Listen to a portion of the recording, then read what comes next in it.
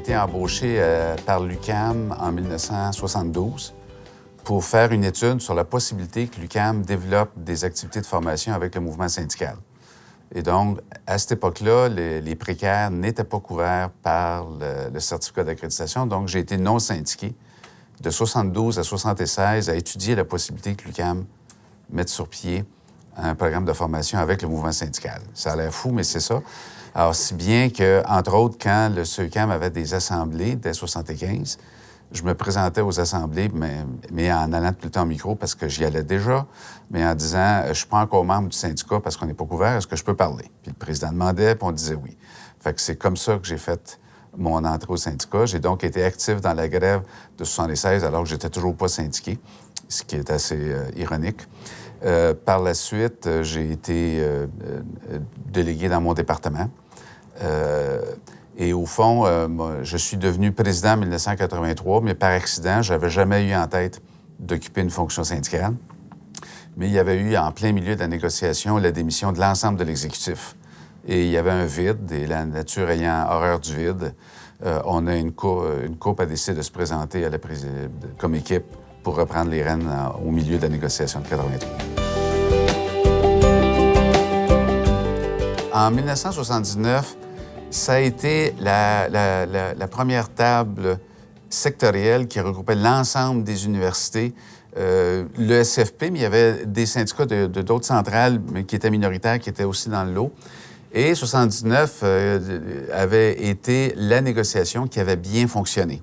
À l'époque, on avait eu plusieurs des gains du secteur public qui avaient tombé, donc on partait avec une image favorable. 83, le contexte est très différent. La crise de 81 est arrivée. Le gouvernement a reviré de côté. Il y a eu plusieurs lois spéciales que le Parti québécois avait imposées. Il y a celle dont tout le monde se rappelle de la coupure de 20 des salaires. On oublie qu'il y avait eu d'autres lois spéciales ou dans les mêmes lois spéciales, il y avait aussi eu une augmentation salariale qui avait été annulée, les avancements d'échelon et un autre projet de loi qui était obscur à l'époque, mais qui a eu beaucoup d'importance par la suite, c'est l'indexation dans les régimes du secteur public avait été coupée de l'inflation entière à IPC-3, qui est un problème qu'on traîne encore aujourd'hui, l'appauvrissement des retraités du REGOP, parce qu'ils sont mal indexés depuis cette loi spéciale-là. Donc, tout ce contexte-là jouait négativement. Et comme à cette négociation-là, le contexte variait, il y a des universités où il y avait eu beaucoup d'abolition de postes, puis il y a des universités, dont le réseau de l'UQ, qui avait moins d'abolition de postes, où l'enjeu, c'était plus la précarité. L'ambiance était difficile, en partie parce que les priorités des groupes divergeaient. Il y a d'autres universités qui avaient eu des problèmes importants de coupure de postes et ils ne parvenaient pas, avec la clause existante, à replacer des gens facilement. Dans le réseau de l'Université du Québec, le problème était ce problème-là était moins lancinant. Nous, par ailleurs, on avait le problème de la précarité. À peu près le tiers de nos membres étaient des précaires. Le syndicat venait juste de faire une démarche pour les inclure dans notre convention collective, mais ils n'avaient rien. Pas de droit, pas d'ancienneté, zéro. Ils payaient des cotisations, mais c'est tout. Et donc, l'enjeu chez nous est vite devenu que, oui, on veut se battre pour des créations de postes, mais on ne peut pas laisser à leur sort des précaires. Le mouvement syndical, c'est d'abord un mouvement qui vise à s'assurer des droits pour les plus précaires d'entre nous. Et donc, il a fallu convaincre nos membres qu'une des priorités, c'était de s'assurer que les précaires soient relevés et en commençant qu'ils aient de l'ancienneté.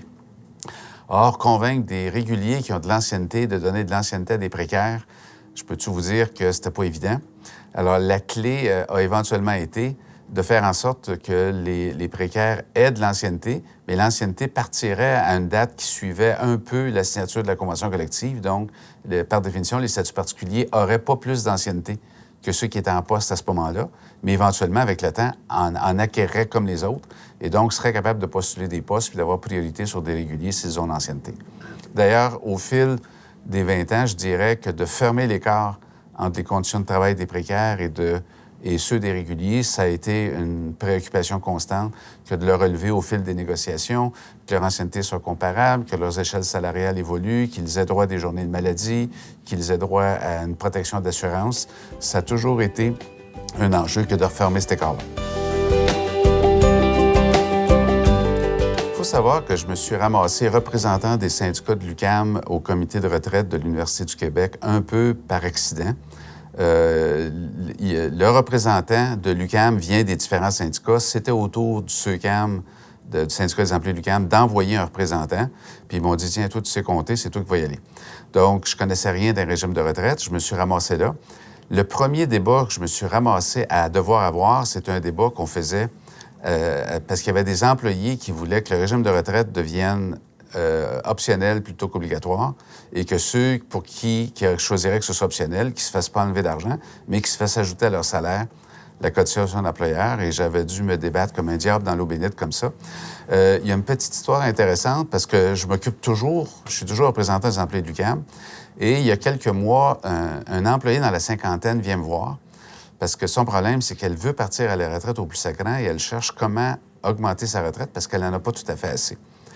Et je lui fais la remarque, est-ce que tu te rappelles du débat des années 80? Elle dit, j'aimerais mieux que tu t'en rappelles pas parce que je suis assez contente d'avoir perdu la bataille qu'à l'époque je menais contre le régime de retraite parce que ce qui, à l'époque, me semblait pas important, aujourd'hui, ça me semble tellement important que là, j'essaie d'augmenter ma rente de retraite.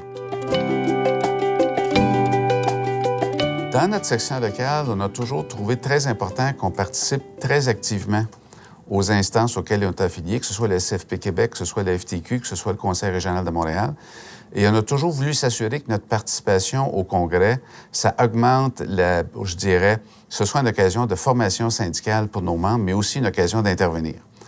Alors d'abord, dès le recrutement, notre règle d'or, c'est que le Conseil syndical devait obligatoirement élire une délégation dans laquelle la moitié étaient des personnes qui avaient déjà participer au congrès de cette instance-là, mais l'autre moitié devait absolument être des personnes n'ayant jamais participé à cette instance-là pour s'assurer qu'il y ait un renouvellement.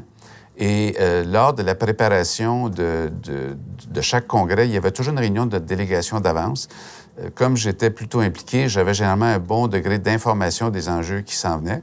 Et donc, on s'assurait que les délégués comprenaient bien les enjeux qui s'en venaient. Puis la discussion qu'on avait tout le temps tournait autour de si on pouvait consulter nos membres, qu'est-ce qui nous dirait de voter dans ce cas-là? Et c'est cette position-là qu'on défendait au Congrès. Ça veut dire que c'est arrivé assez souvent qu'on pouvait ne pas avoir les mêmes positions que la direction, mais pour moi, la vitalité d'une organisation syndicale, c'est précisément de s'assurer que lors des congrès, les points de vue des membres des différentes sections locales sont confrontés, il y a une discussion qui se fait. Et par ailleurs, ça voulait aussi dire, et c'est ce qu'on incitait fortement nos membres à faire, à être présents à l'ensemble du congrès et à écouter les interventions en disant, à écouter ce que les autres délégués disent. Vous allez apprendre beaucoup sur ce qui se passe dans les autres milieux de travail, sur les enjeux qui les confrontent, et ça va nous enrichir. Le SFP est un syndicat d'une grande diversité et d'une grande richesse. Il a beaucoup de ressources compétentes et motivées comme militants parmi les conseillers et les conseillères, mais la richesse qu'on sous-utilise, c'est la richesse des militants dans les sections locales. Dans le dossier retraite, on a de l'expertise à en revendre dans beaucoup de nos sections locales. Il faut trouver des mécanismes pour aller chercher cette ressource-là, cette implication-là et cette énergie-là et faire en sorte que toutes ces énergies-là puissent appuyer les sections locales qui sont aux prises avec des problèmes de retraite puis des fois peuvent se sentir laissés à eux-mêmes. On a un bassin de ressources et la solidarité syndicale, c'est aussi utiliser les compétences et l'engagement des militants et des militantes de sections locales pour venir prêter main forte aux autres sections locales en termes d'expertise, en termes d'opinion, en termes de conseils. Moi, je pense qu'on défend mieux l'ensemble de nos membres si on utilise toutes nos ressources à notre disposition et les membres peuvent être très créatifs dès qu'on s'organise pour libérer leur créativité.